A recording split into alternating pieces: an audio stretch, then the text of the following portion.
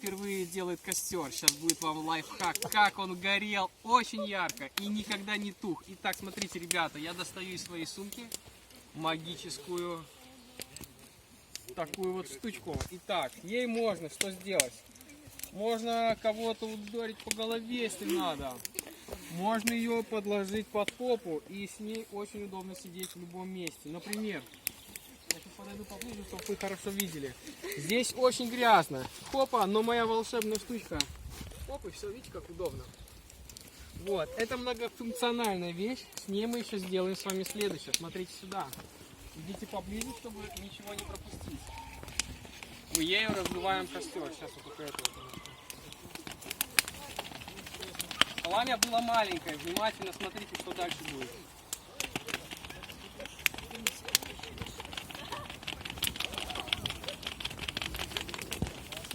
Вот так вот много раз делаем, пока не отваливаются руки. Пламя разгорелось. Лайфхак от Глеба Михайловича. Подписывайтесь, ставьте лайки.